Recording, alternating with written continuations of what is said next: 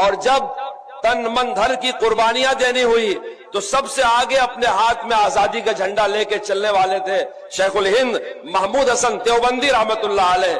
آج اس بدنصیب ملک کی سرزمین پہ ہم کو مدرسوں کے تحفظ کے لیے کانفرنس کرنی پڑ رہی ہے۔ اس دور کو کن الفاظ میں تعبیر کیا جائے؟ آزادی ہم نے دلوائی، جیل کی کوٹریاں ہم نے آباد کی، ہندوستان کا بڑے سے بڑا لیڈر اسے آزادی کی پاداش میں سزا ہوئی ہے، ملک کے اندر کی جیل میں ہوئی ہے۔ شیخ الہند، شیخ الاسلام مولانا وحید احمد، مولانا وزیر گل، ان کے ساتھیوں کو مالٹا کی جیل میں بھیجا گیا ہے، انہوں نے ملک سے باہر کی جیل کاٹی۔ ایک ایجنڈا تھا کہ ملک آزاد ہوگا، الحمدللہ ملک آزاد ہو گیا، دستور بن گیا۔ دستور کتنا بامانہ، کتنا وزندار، کتنا مؤثر بنا ہے، اس کا اندازہ اب ہو رہا ہے۔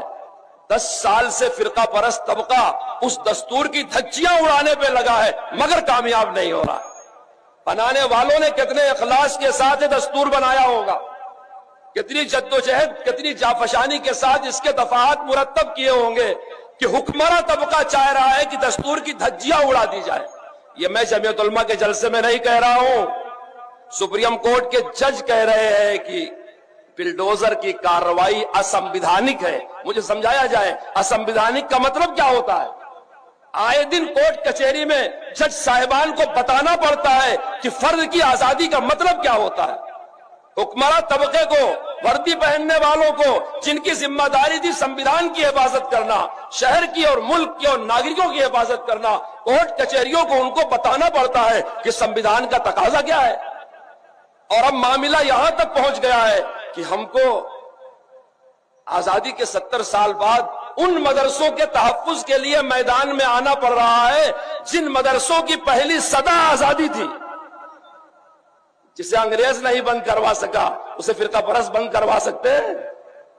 ہمارے ان مدرسوں میں سچا امبیڈکر واد بستا ہے، سچا گاندھی واد بستا ہے، یاد رکھو اصلی ہندوستان بستا ہے۔ ہمارے مدرسوں کے دروازے اجمیر شریف کی درگاہ سے لے کے اعظم گڑھ کے دیہات تک سب کے لیے کھلے ہوئے ہیں۔ ہم آنے والے کی ذات نہیں پوچھتے، ہم چھوا چھات کے خلاف ہیں۔ آنے والے کی زبان نہیں پوچھتے، ہم لسانی بنیادوں پر تفریق کے خلاف ہیں۔ ہم دھرم نہیں پوچھتے کیونکہ دھرم کی بنیاد پر 2 نیشن تھیوری کے ہم خلاف ہیں۔ ہمارا پہلے دن سے آج تک یہی نعرہ ہے کہ اس ملک کے جتنے بھی لوگ ہیں، ہندو ہو، مسلم ہو، سکھ اور عیسائی ہو، سب مل کر کے ہندوستان